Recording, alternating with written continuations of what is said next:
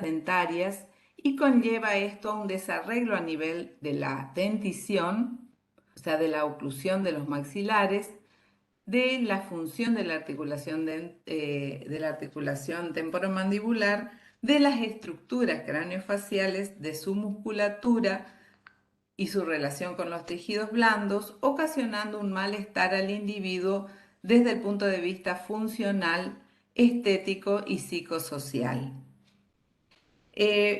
Por decirlo en una manera más sencilla, podemos decir que la maloclusión es cuando la oclusión ideal está alterada por alguna razón. Y serían esas razones lo que después vamos a ver que consideramos como factores etiológicos de las maloclusiones. Las maloclusiones entonces pueden deberse a alteraciones de posición de las piezas dentarias, es decir, cuando las piezas dentarias no están alineadas en el arco dentario, es decir, por una razón que va a ocasionar pérdida en la posición ideal de las piezas dentarias en el arco, ya sea en el maxilar superior o en el maxilar inferior, o puede esto agravarse aún más cuando el problema de maloclusión no se refiere a un problema dentario únicamente, sino también a que al ocluir esos maxilares entre sí no lo hacen correctamente.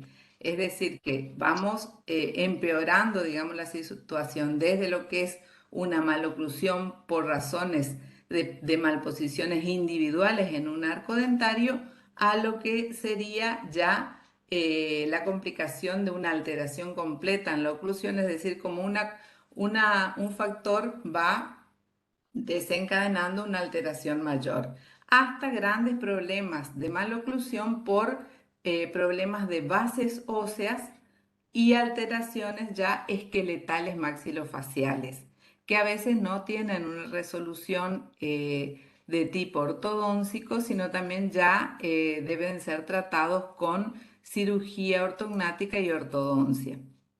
Es decir, que así vemos cómo la maloclusión puede tener distintos grados de severidad, desde algo leve, simples malposiciones dentarias, apiñamientos dentarios que pueden ser leves o severos, y ya grandes alteraciones esqueletales, donde por ahí se puede ir combinando también apiñamientos dentarios eh, en un maxilar, en el otro, y también alteraciones esqueletales. ¿Sí? Bueno. ¿Qué pueden ocasionar estas manifestaciones, o sea, estas maloclusiones? ¿Qué pueden ocasionar en el individuo? Trastornos estéticos, funcionales y psicosociales. Trastornos estéticos porque todos sabemos cómo una maloclusión, ya sea del orden dentario, dentoesqueletal, va a tener una repercusión directa en la estética facial. Va a modificar, desfavorecer lo que sería una buena sonrisa para el individuo. Y todos sabemos lo que esto va a tener incidencia a nivel del comportamiento que puede ser de un niño o de un adolescente y también de un adulto.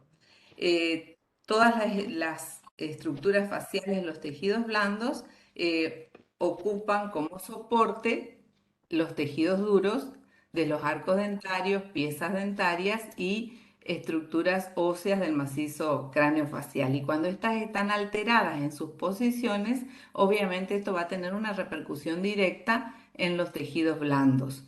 Entonces, al haber una maloclusión, se va a afectar la sonrisa, el equilibrio facial, y esto va a ir en detrimento, por decir, de la calidad de vida del paciente. Desde el punto de vista funcional, todas las funciones bucales se van a ver alteradas, sobre todo la masticación y la fonación. ¿Mm? Eh, es decir, que estamos viendo que cuando hay alteraciones estéticas y funcionales, esto va a tener también una repercusión muy importante desde el punto de vista psicosocial, porque como decíamos, la calidad de vida del paciente se va a ver alterada, esto va a bajar la autoestima, ya sea estamos en este caso refiriéndonos al niño y al adolescente, que va también a verse alterada desde el punto de vista emocional y también en todo lo que se relaciona a su capacidad de insertarse socialmente. ¿Mm? Todo eso, todo eso serían las repercusiones que puede tener una maloclusión. Y bueno, ¿y las maloclusiones por qué se producen? Ahí estaríamos estudiando las etiologías de las maloclusiones. Pueden ser de causas hereditarias, congénitas o ambientales.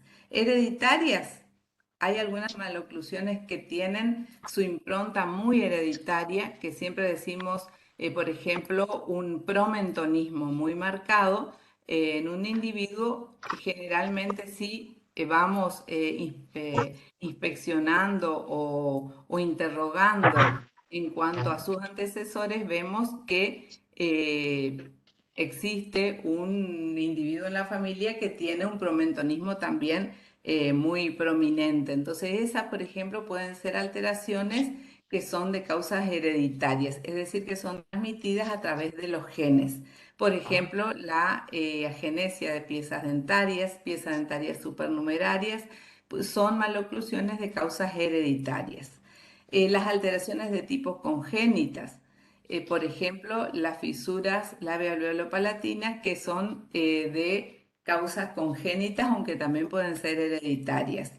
Las maloclusiones pueden ser también por causas ambientales, eh, que pueden incidir en el individuo después del nacimiento, ya sea de una gran variedad de causas, como factores nutricionales, infecciosos, de orden local, por ejemplo, la presencia de alteraciones como pérdidas prematuras de piezas dentarias sin guardar los espacios, también por afecciones de orden proximal, que ya vamos a ver todo esto cuando demos la clase que viene, etiología de las maloclusiones, cómo distintos factores actuando en distintos momentos en la vida del niño, ya sea desde la etapa prenatal o la postnatal, pueden ocasionarnos maloclusiones. ¿Cómo se diagnostica una maloclusión?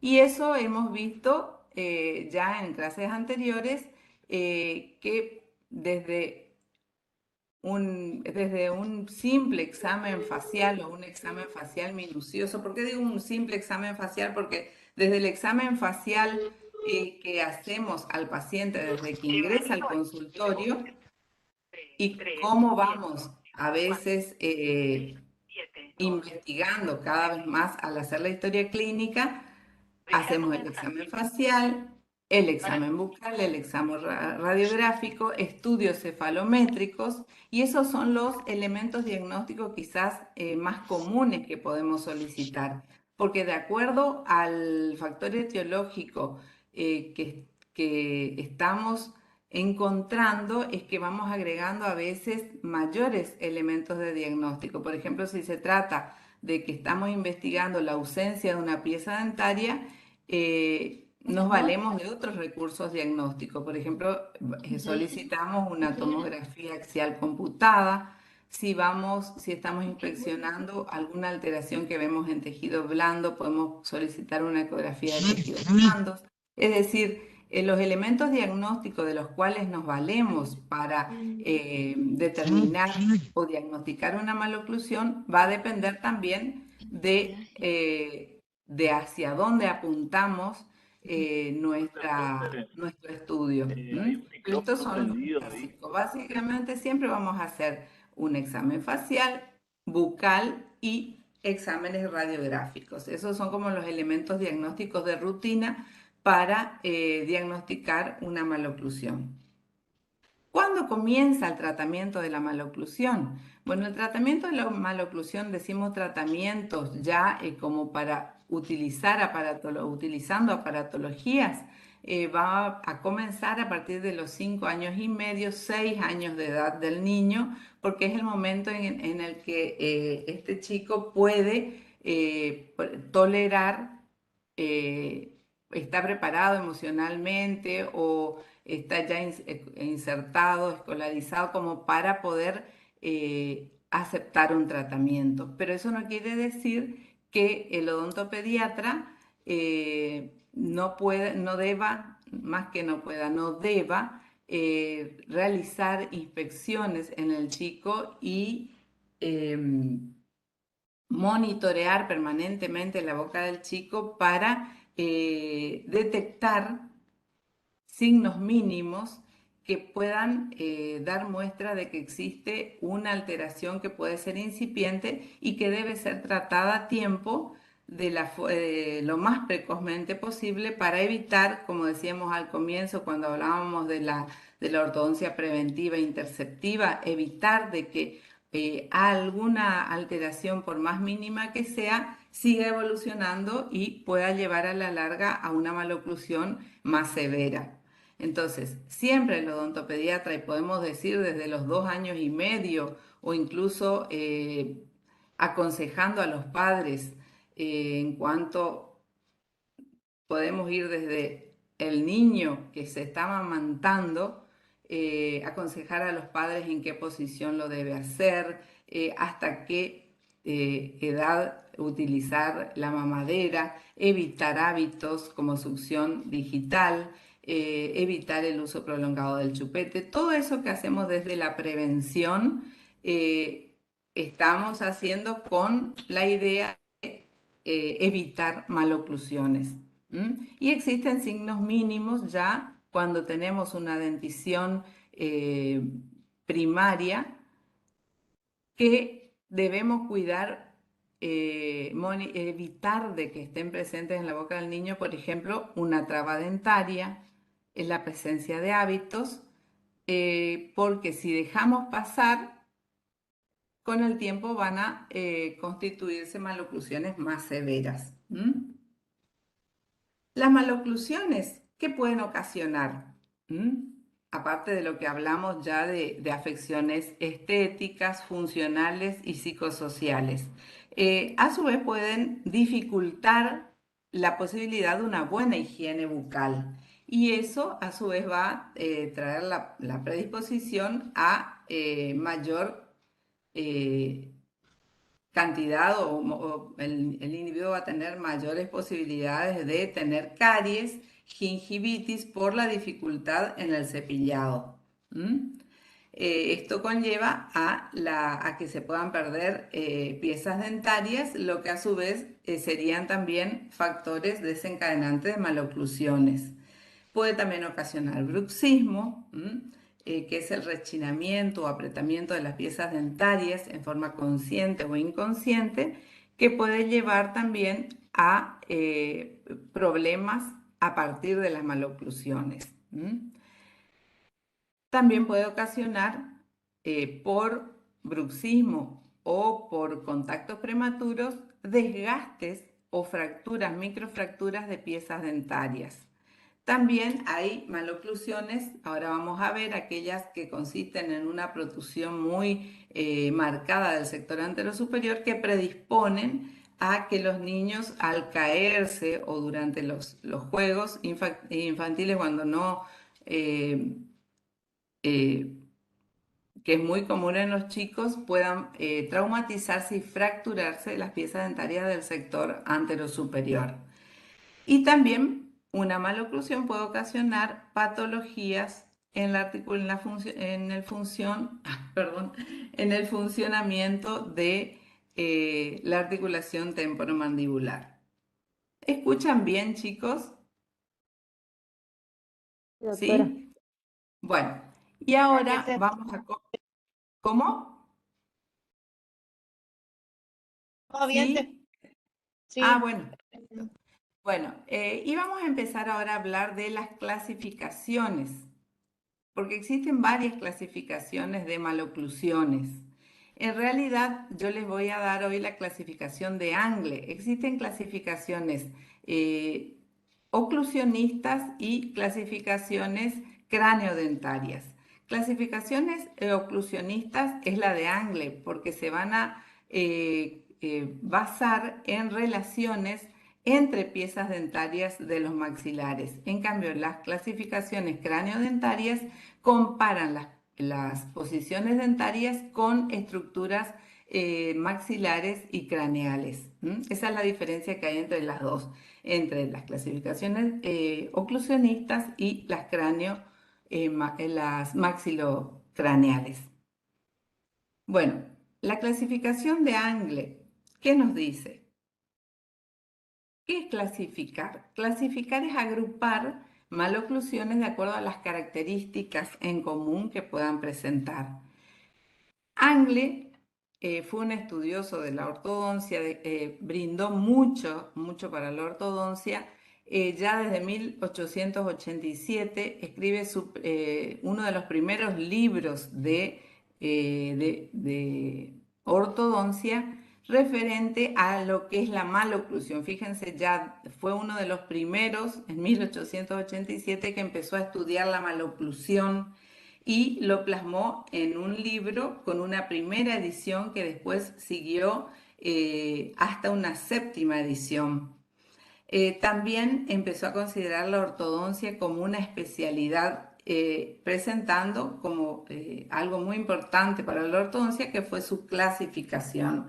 También en 1900 hizo la primera escuela de ortodoncia, que fue la escuela de Angle, y distintas técnicas de ortodoncia, aparato de perno y tubo, arco cinta, arco de canto, que fueron aparatos muy utilizados en su época. Entonces fue considerado Angle, que era de Estados Unidos, nacido en Pensilvania, fue considerado padre de la ortodoncia moderna. Bueno, hoy vamos a ver la clasificación de Angle, que se fundamenta en un estudio de las maloclusiones, en la que él considera las posiciones en sentido mesiodistal de las piezas dentarias, pero principalmente considera la relación mesiodistal de los primeros molares permanentes. Considerando como llave de la oclusión que la cúspide mesiovestibular del primer molar superior debe ocluir siempre con el surco mesiovestibular del primer molar inferior, y fundamenta su clasificación considerando al primer molar superior con una posición fija. Es decir, que todas las variaciones que van a generar las distintas malposiciones se producen por desplazamiento mesiodistal del molar inferior, de los primeros molares inferiores. La clasificación de Angle son tres. Tenemos la clase 1, la clase 2 y la clase 3 de Angle. La clase 2 va a presentar también una primera y segunda división. Tanto la clase 2 como la clase 3 pueden presentar subdivisiones. La clase 1 es aquella en la cual la cúspide mesiovestibular del primer molar superior va a ocluir en el surco mesiovestibular del primer molar inferior. Es decir, que Angle, como vamos a ver, considera las relaciones mesiodistales de los primeros molares superiores. Fíjense, en esta imagen vemos, muestro acá la cúspide mesiovestibular del primer molar superior en relación al surco, lo que va a coincidir con una posición mesiodistal de la mandíbula en la cual se considera que también el canino va a tener una normorelación, es decir, el canino inferior va a estar por mesial del canino superior. Y a la clase 1 de Angle le va a corresponder un perfil facial de este tipo, un perfil recto ortognático, que es lo que veíamos en clases anteriores.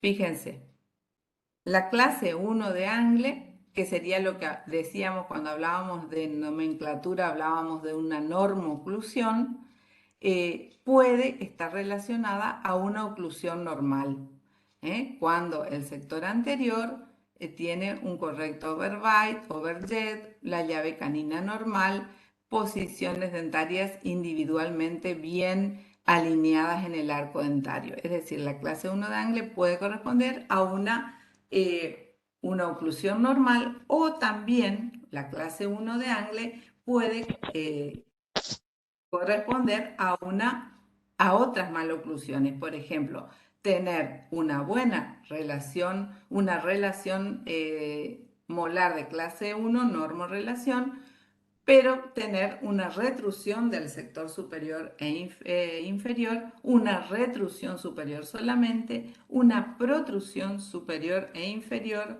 una protrusión superior sola o una protrusión inferior. Es decir, que la clase 1 también puede presentar, es una maloclusión. Y ahí acá les muestro ejemplos. En la clase 1 de Angle, como aquí vemos una relación molar de cúspide mesiovestibular del superior con surco mesiovestibular del inferior, pero en el sector anterior existen malposiciones dentarias, en este caso, por ejemplo, el canino superior en una intralabioversión. También podemos tener una clase 1 de Angle con una biprotrusión, cuando todo el sector anterosuperior se encuentra desplazado hacia adelante. Es decir, acá va a haber una protrusión superior y una protrusión inferior, como decía recién. O podemos tener una clase de 1 de Angle con apiñamientos dentarios individuales o también problemas de maloclusiones de tipo grupal. Una clase 2 ya va a ser aquella en la cual el primer molar inferior se va a desplazar hacia distal con respecto al primer molar superior. Es decir, que la cúspide mesiovestibular del primer molar superior va a quedar por mesial del surco mesiovestibular del primer molar inferior. Y, como dijimos hoy, puede tener una primera división y una segunda división, y ambos presentar subdivisión.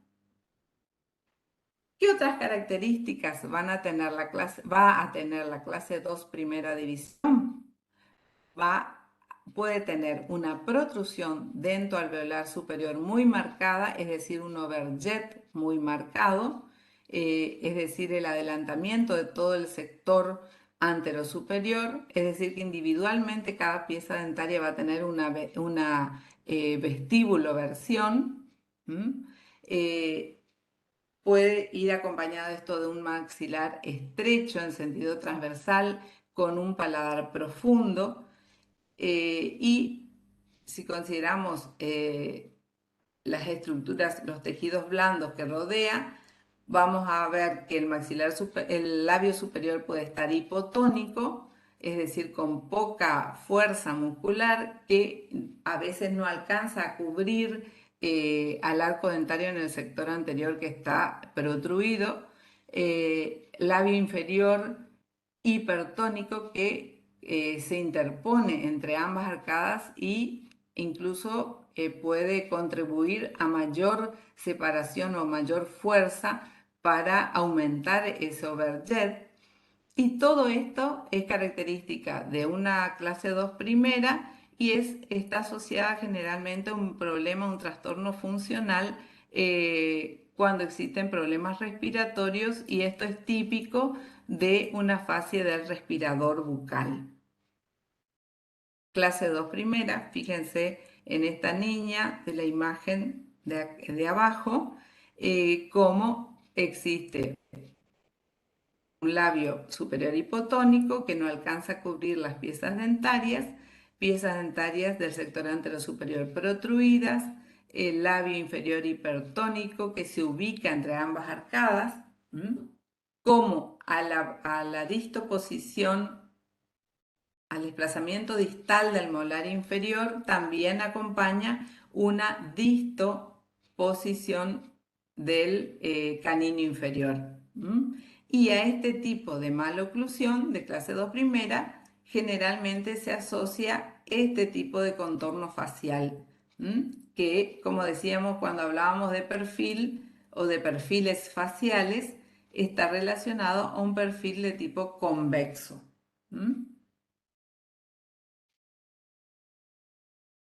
Tenemos también la clase 2 segunda división, donde persiste la relación molar inferior distal con respecto al molar superior, pero aquí ya la posición del sector anterior es distinta.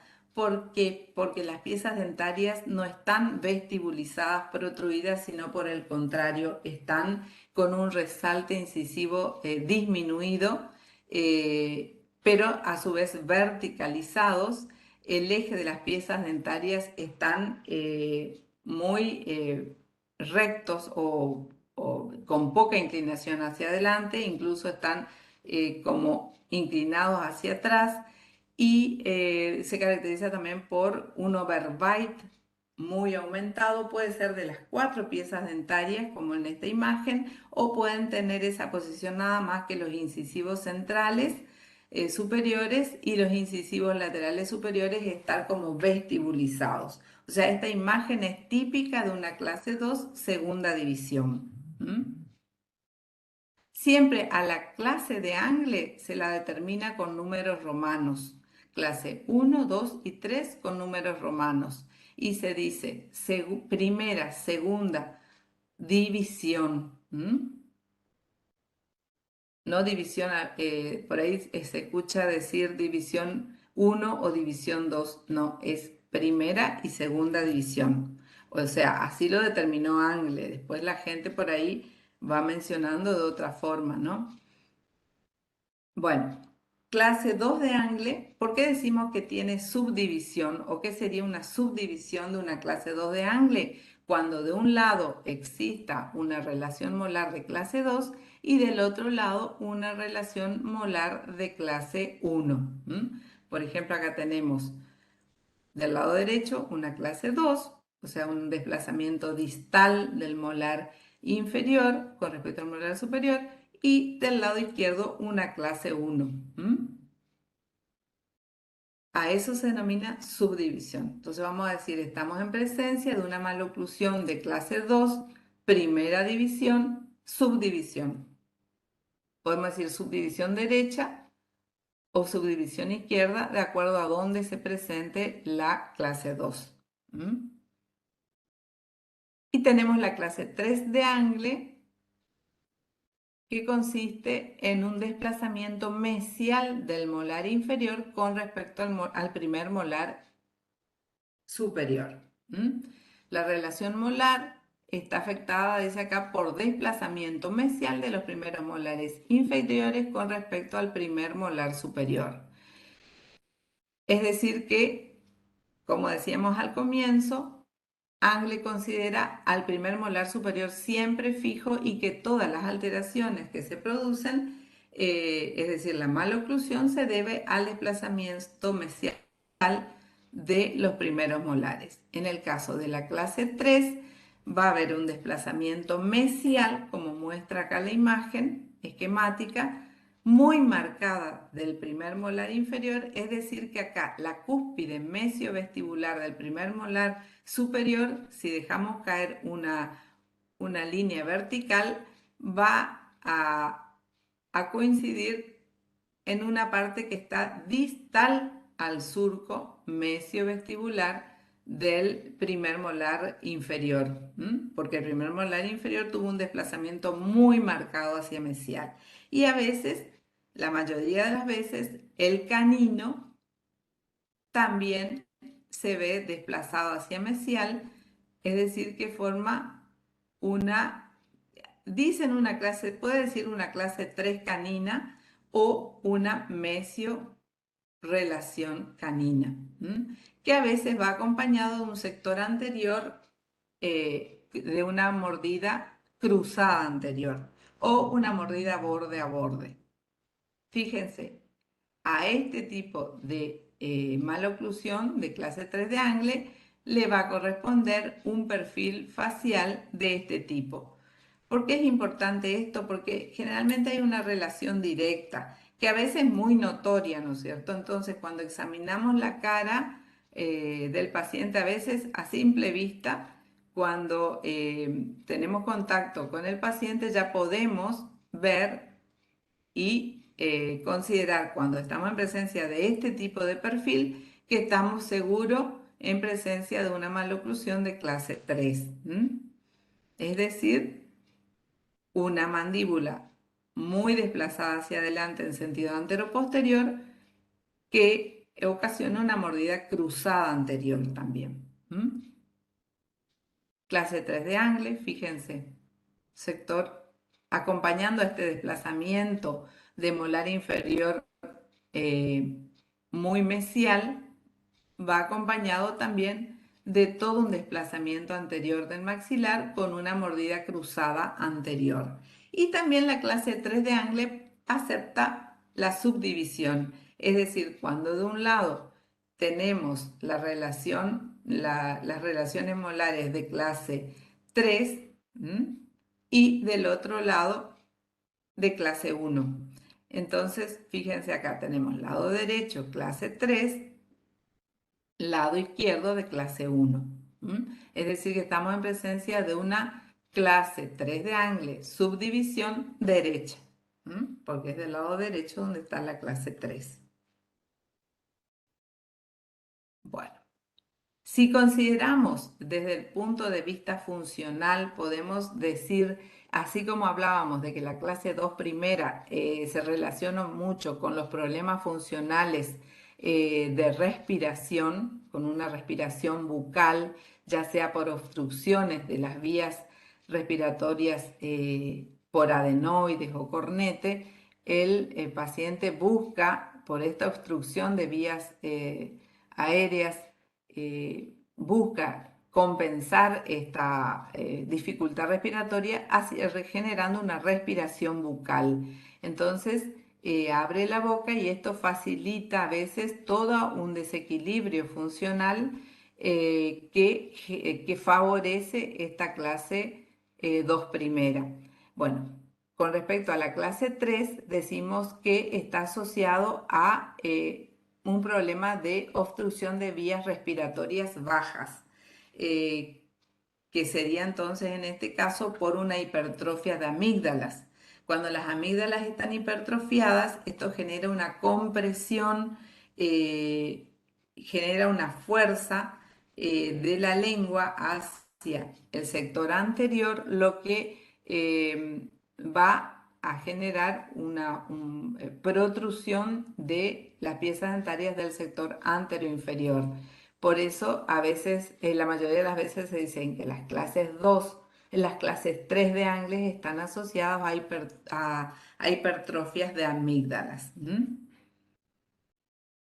Bueno, y esto es a modo general, como muchos trabajos de investigación consisten o coinciden en decir que hay mayor frecuencia de clase 1, le sigue en incidencia un porcentaje entre el 38% para las clases 1, un 32% para las clases 2 y en menor grado se presentan las clases 3. Esto es sobre todo para las razas, para la raza blanca, ¿no? ¿Cuáles son las ventajas de esta clasificación de Angle o por qué es tan utilizada? Porque es simple, comprende la mayoría de las maloclusiones y es universal.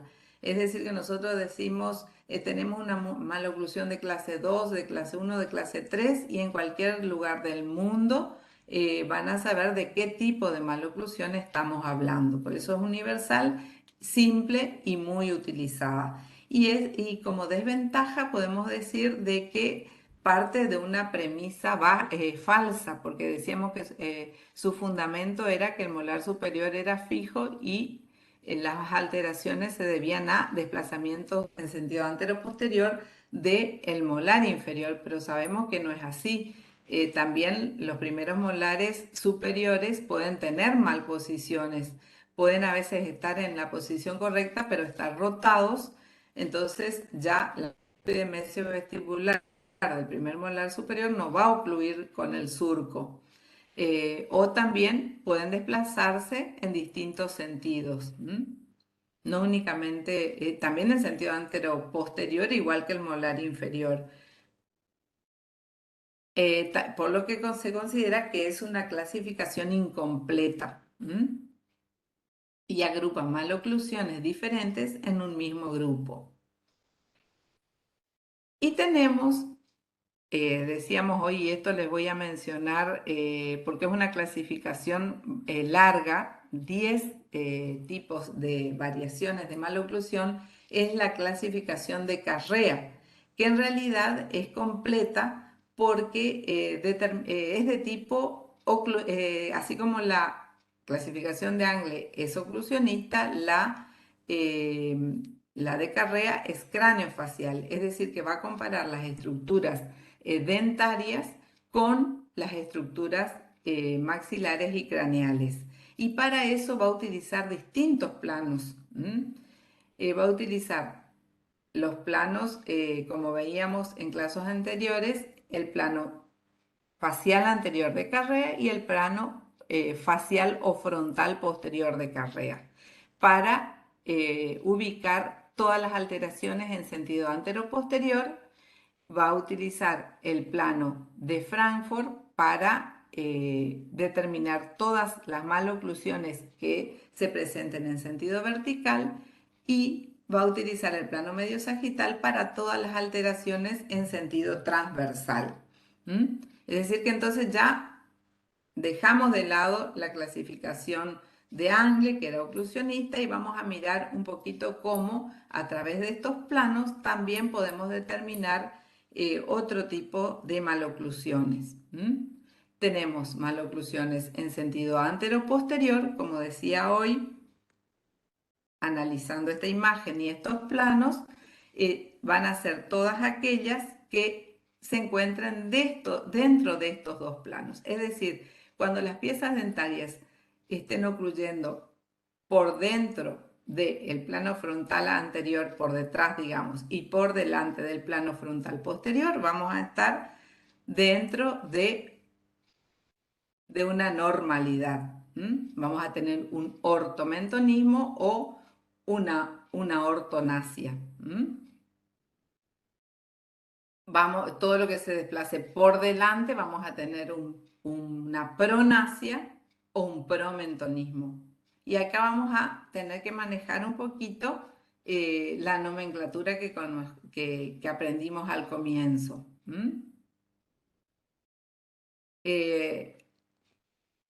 Entonces así podemos determinar maloclusiones en sentido antero-posterior de acuerdo a la utilización de estos planos, que acuérdense que el plano frontal anterior era glabelar mentoniano, perpendicular al plano de Frankfurt, y el posterior era el plano hormafrón molar. También podemos determinar alteraciones en sentido transversal, es decir, viendo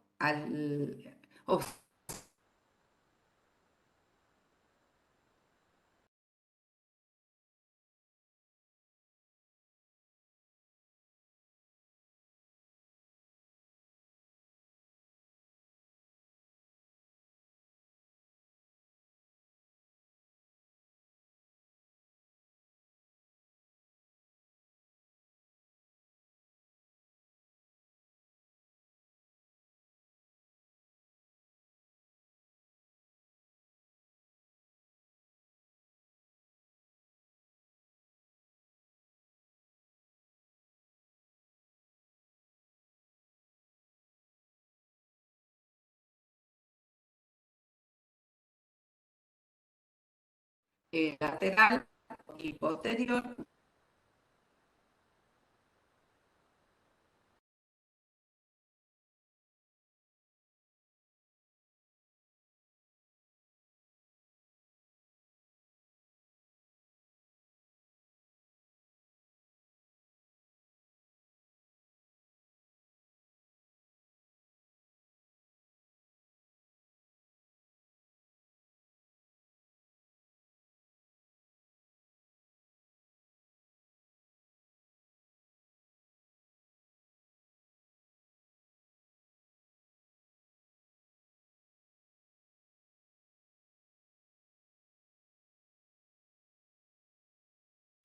Raquel, no se escucha, la última parte no se escuchó bien, se cortó el audio.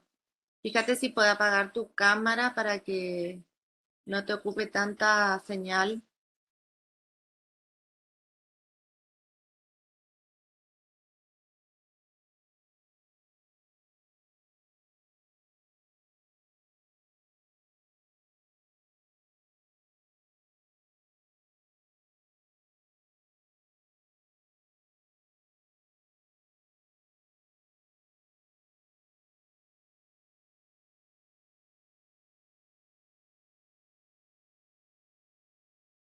Esperamos un ratito, chicos, a ver, porque la doctora está sin internet. Una duda, preguntar. Esto es muy importante porque es lo que van a emplear, esta clasificación de Angles, la que van a emplear cuando hagan ahora el examen bucal. En realidad, nosotros cuando íbamos, cuando hablamos de examen bucal, examen facial, ya íbamos largando eso de clasificación de Angle porque ustedes vieron en años anteriores lo que es clase Claro, uno, sí. 2 y 3. Sí, ya Eso vieron ya. ellos en Sí. anatomía dentaria, creo que por lo menos tienen idea muy básica de lo que es clase uno, 2 y 3. Igual esto Pero podemos poner, reforzar con algo más. Está vamos a poner en el aula, Raquel. sí, vamos a poner todo. Lo que pasa es que por ahí puse pocas explicaciones, bueno, pero las imágenes les ayuda también. Sí, sí. Sí, yo Así te que, paso el Power después excelente. para que subimos. Sí, igual ahí subimos, sí, y la grabación. Bueno, listo, Muy bien, gracias. chicos. Entonces, chicos, nos vemos. Gracias, Gracias, Andrea. Raquel. Chao, Nos chao. Hasta luego, vemos. doctora. Chao. Buenos días. Gracias, Hasta Doc. luego, doctora. Hasta Hasta luego. luego. Gracias, doctora.